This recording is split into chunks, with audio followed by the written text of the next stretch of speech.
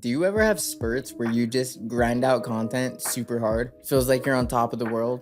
No one can stop you, and it just feels like you're close to having that breakthrough moment to get to the next level. You feel like you're the man. Hours turn into minutes, minutes turn into a couple weeks. You feel more productive than ever, and then all of a sudden, one morning, you wake up and you just aren't feeling it anymore. You go to make that piece of content and it just feels bleh. You try to focus all day on making whatever it is and it's just not flowing. Well, you might be experiencing creative burnout.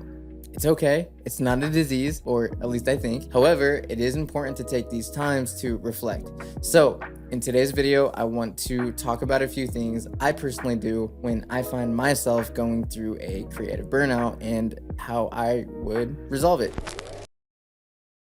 I want to start off today's video with different things to embrace. The first one I want to talk about is boredom. So this might sound counterintuitive, but let me explain it like this. It's inevitable. If you spend every day, every given second of every waking hour going as hard as possible on your dreams or goals, that's just not sustainable. That's not a scalable process that you can just keep replicating forever. It's tough, right? Because myself, I'm a 0 to 100 kind of person, as I'm sure a lot of you are. And if I truly believe in what I want to do, I end up going so hard and keep going and keep pushing and keep forcing until I just physically or mentally can't anymore. Now, I admit, I truly think that's 50% of the reason I've gotten to where I've got, but I also think that's another 50% reason as to why I haven't necessarily reached to where I want to get to yet. Let me answer why. Because I've now pushed myself past the breaking point, exerted all of my mental energy continuously until, well, really recently is when I started noticing these patterns. Every time I push past the breaking point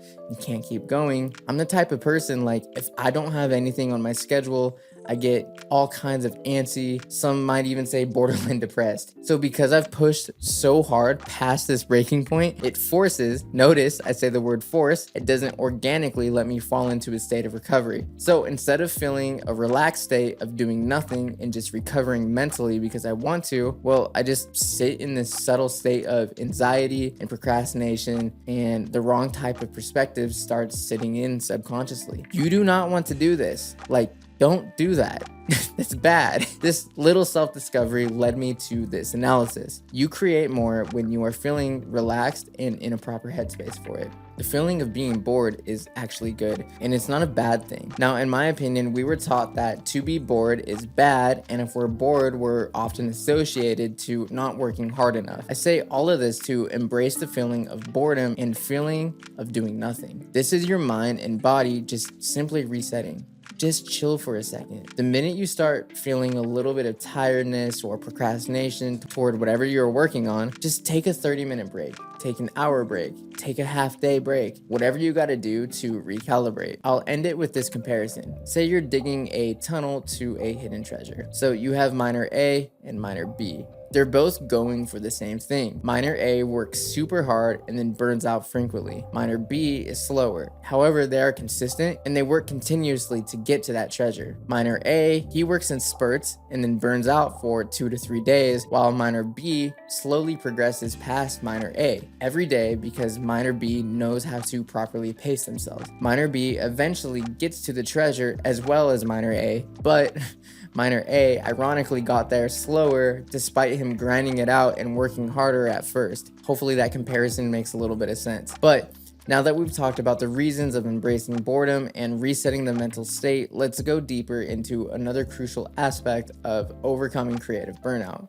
reflecting on your why. This is something that I often have to remind myself a ton of when I start getting overwhelmed with anxiety or feeling burnout or feeling any sort of creative hurdle. I think it's far too easy to quit something or half-ass it if you don't truly understand the motivation or the clarity behind what you're trying to actually achieve. Let me frame it like this. When you originally put yourself on this mission of whatever you're trying to create, think back to when you first started. What drove you to pursue your goal? For me, it was the idea of freedom. Freedom to support my loved ones, to do anything I want in life's experiences without financial worries, and just to create something from scratch, building it into my own success with my own effort and my own determination. Even as a little kid playing video games, starting that new video game in a new career mode and just building my character up into an absolute beast performing at peak level, that was it. Like, that was my shit. That was the thing that I look forward to the most, coming home from school every single day when I was a little kid, you know? So I ask, like, what drives you? What gives you that purpose? I've spoke out on this before, but waking up every morning at 5 a.m. to drink my coffee, throw on my business podcast, and just start building is what makes me so energized, regardless of the day of the week. Like, this routine just fills me with a sense of purpose and possibility. That's what personally keeps me going. So by finding ourselves within this why, if you start writing down a list of what you're doing this for, and you start to look at it every single time you start feeling discouraged, let that be your reminder. Lastly, I want to talk about embracing the burnout. So what does that even mean? Well, it's very similar to embracing boredom, but it's just a little bit different. Let me explain. While both concepts involve accepting certain states of mind or being, they address different aspects of the creative journey. So embracing boredom can help prevent burnout by allowing for regular mental breaks and creating a healthier relationship with work and creativity, while on the other hand, embracing burnout involves responding to and learning from periods of exhaustion in which you push yourself past your limits and how to ultimately let it make you a better creative. So here's the reality. At some point, you do need to burn out. It will happen. It's inevitable. It needs to happen in order for you to see where your level of threshold is. It's absolutely necessary to see what it takes for you to reach these levels in order for you to know what you can handle for your workload. Because the worst thing you want to happen as a creative is land all these clients and all of this big work, and all of a sudden a burnout wave hits you, and then you just sit there and you lose it all due to the fact that you haven't been taking care of your mental health. The secret within the burnout is acknowledging that it's happening. With boredom, that happens when you voluntarily create the scenario. Maybe you finished all of your projects super early and you have nothing else on the table. Whereas burnout stems from feeling exceptionally overwhelmed and just riddled in anxiety. Typically a lot of stress, and in my case, a sense of failure tends to happen for me personally. But if you start feeling this come on, that's good. It just simply means you're pushing past your limit. I don't ever recommend to push until burnout, but I do think it's healthy to start seeing what you can actually take on. While you start feeling it come about, I need you to take a deep breath and really start to reflect on your why, which we talked about in this last point. I want you to use this time of reflection to get a good, clear grasp on what you're trying to achieve. I want you to go for a walk, combine a favorite podcast, or just do nothing, or whatever works for you personally, and just chill out. This is a time to seriously recalibrate, acknowledge the fact that, hey, I'm making progress, this is amazing, and then just try to take a day or two to come back to your reality. Do things like actually try to experience things in life, like go out to grab a coffee with a friend and get insight on how they're doing. Try to be an actual human again and go hang out with your friends. Like, it's so easy to get caught up in this hustle culture. I've been stuck in it for years. Don't be like me. Use this time to really find you again, and you'll be surprised at how little the burnout will stay. Before you know it, you'll be back to the grind with unlimited ideas, and you'll be back at it like nothing ever happened. Again, the whole point is not let yourself get to burnout by actually taking care of your mental and physical health.